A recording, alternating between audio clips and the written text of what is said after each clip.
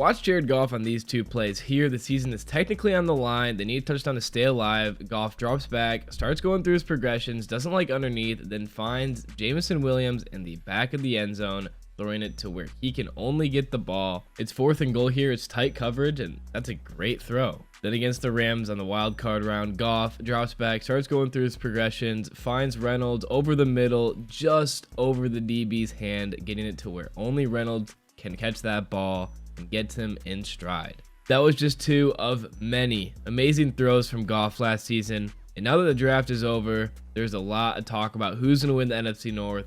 Vikings fans think they can do it. Packers fans think they can do it. And Bears fans think they can win it. And for the Lions, I think people may believe that last year was a fluke. It was lucky. The NFC North wasn't as strong. And now that it's stronger, they're not going to win it. The Lions are going to win the NFC North this season to make it back-to-back, and I'll tell you why. The first reason why the Lions are going to win the NFC North this season, I've kind of already alluded to it. They have the best quarterback in the North.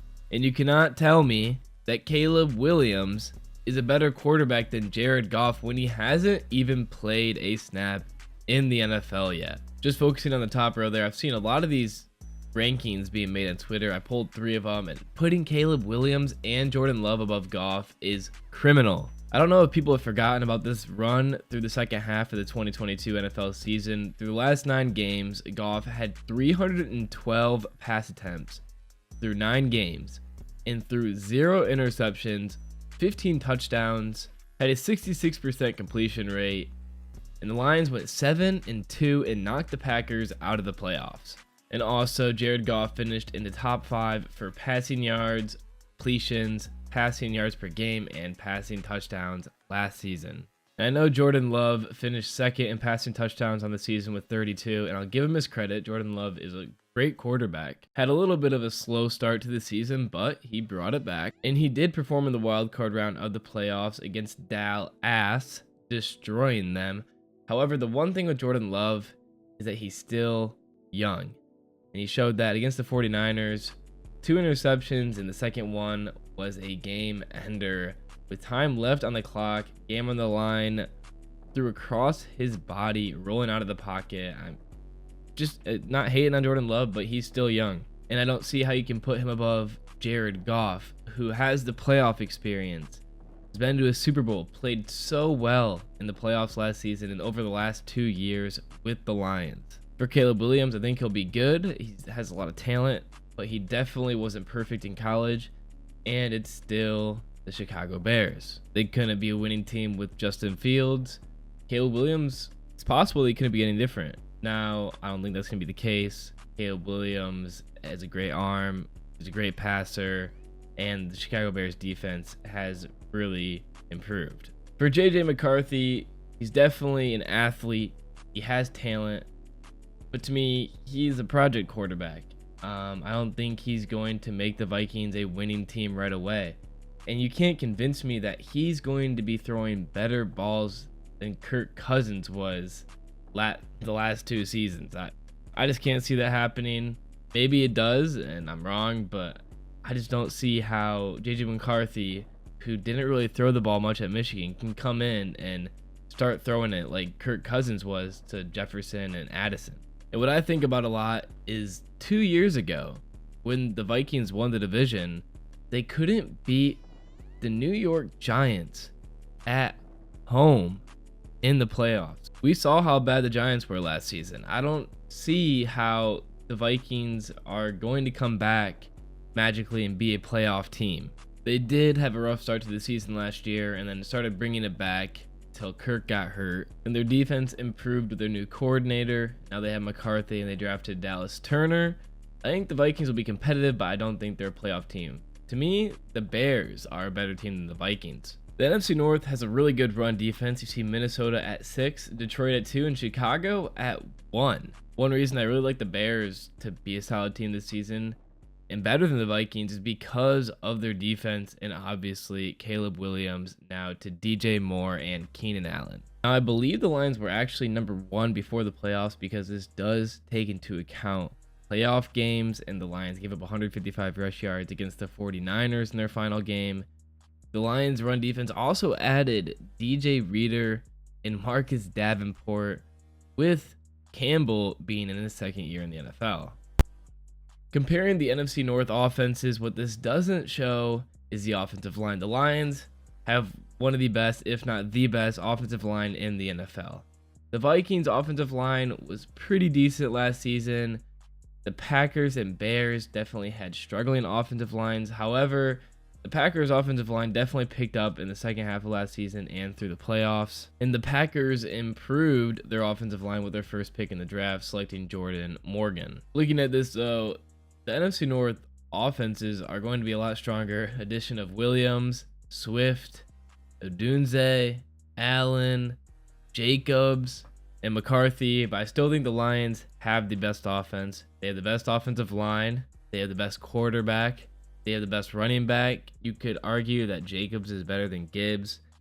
I would be okay with that because Gibbs only going into his second year. Jacobs has been in the league for a while. I think Gibbs is the better running back already, but I understand if you don't agree with me.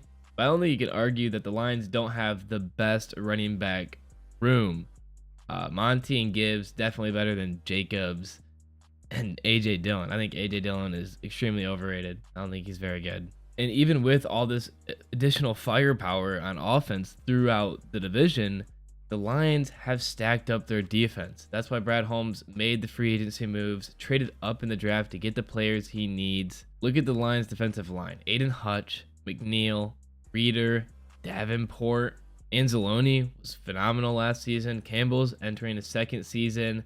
And it's not going to be this soft secondary that you can pass all over. It's going to be Carlton Davis III, Ryan Branch, Kirby Joseph, Terrion Arnold, and then you still have Amik Robertson, Melifonwu, Rakestraw Jr., Emmanuel Mosley, and there's also James Houston on the edge. This Lions defense is extremely revamped, and they're going to be dangerous next year. And Aaron Glenn's a great defensive coordinator.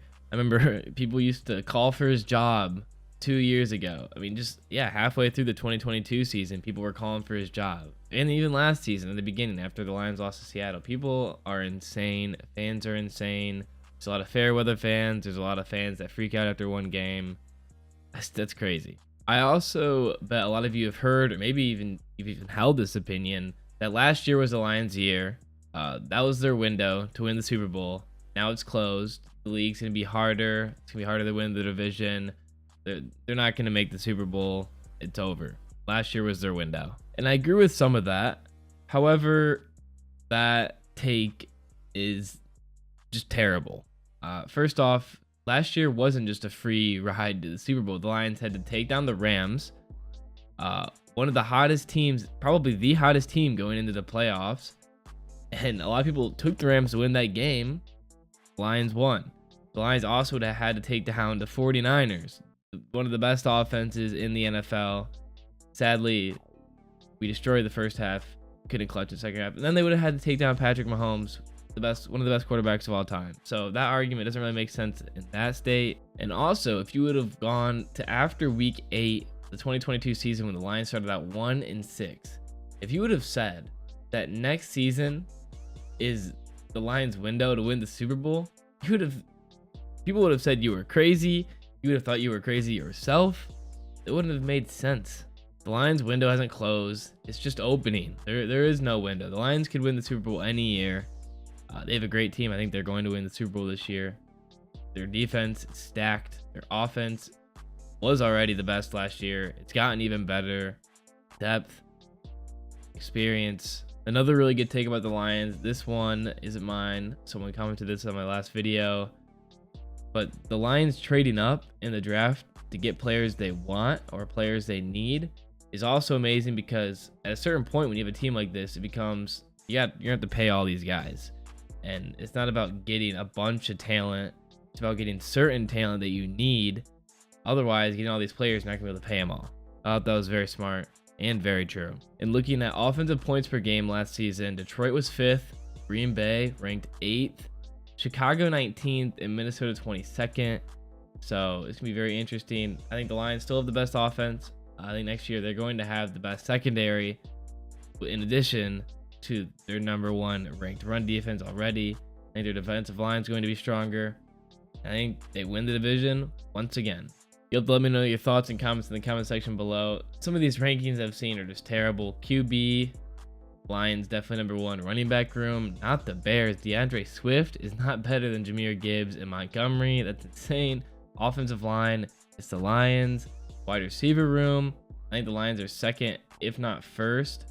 Vikings are definitely higher. I don't think you can put the Bears at #1. Odunze hasn't played. Keenan Allen had a ton of injuries last season, even though he is really good. Tight end, definitely the Lions. Cornerback, I understand the Packers. To me, it's the Lions, but I understand the Packers being #1. Lions at least second. Safeties, Lions. Defensive line, it's fair. Linebacker room, I like the Lions second. This one is pretty good. I don't agree with the quarterback, but you know what? The Lions wide receiver room, compared to Justin Jefferson, I feel like that really carries the Vikings pretty high.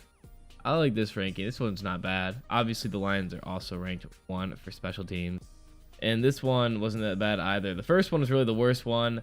For a lot of this, it's going to be interesting to see what happens. We're just going to have to wait and see. You know, a lot of players entering their first year in the NFL or second year in the NFL, which is very important. I'm really excited to see what happens. I think the Lions are going to win the North again and win the Super Bowl. But main part of this video was the Lions are going to win the North. I just don't think the other teams are good enough. And the Lions have they've stacked up on depth and certain positions, defensively, cornerback. If you enjoy my content, I'd appreciate if you could like, subscribe, helps me out a lot. Fuck the Packers.